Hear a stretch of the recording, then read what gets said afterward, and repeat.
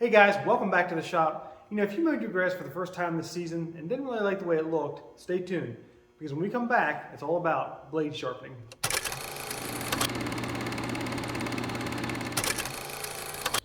Now when it comes to removing a lawnmower blade, I like to stand the mower on its side and use a block of wood to keep the blade from turning.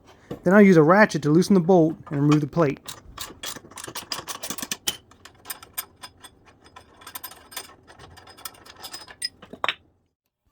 While I have both these pieces off, I'm going to go ahead and use the wire wheel to clean them up. This helps to cut down on the buildup and makes them easier to put back on.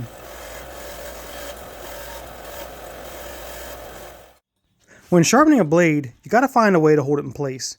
And the way I like to do it is to clamp it to the bench, but on top of a block of wood. It holds the blade tight with the cutting edge facing forward, which makes it easy to grind.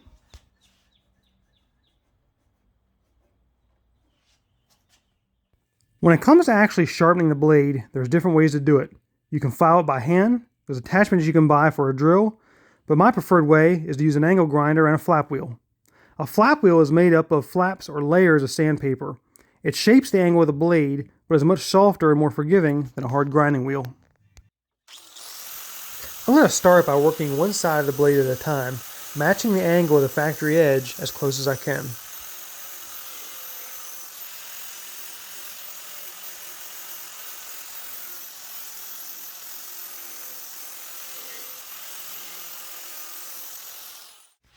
With lawnmower blades, I never like to make them too sharp.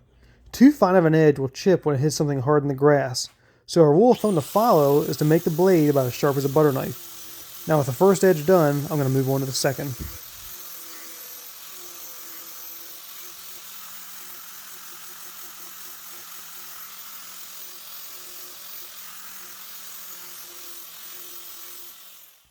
Now if you're wondering what this spaceship looking thing is, it's actually used for making sure the blade is balanced. If a blade is off balance, it'll cause the mower to shake and vibrate while running. It consists of two pieces, a cone top that balances on a center post.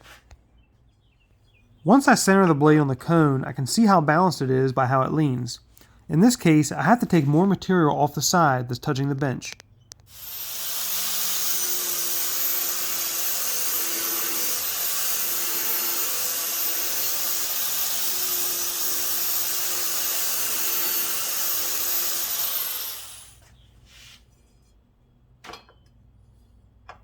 Now let's give this another shot.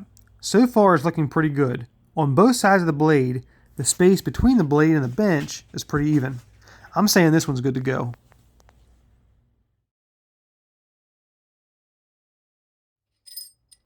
I'm going to put the blade back on the exact same way I took it off, then test it out and see how it cuts. The mower should operate smooth and produce an even cut that slices the grass, not tears it.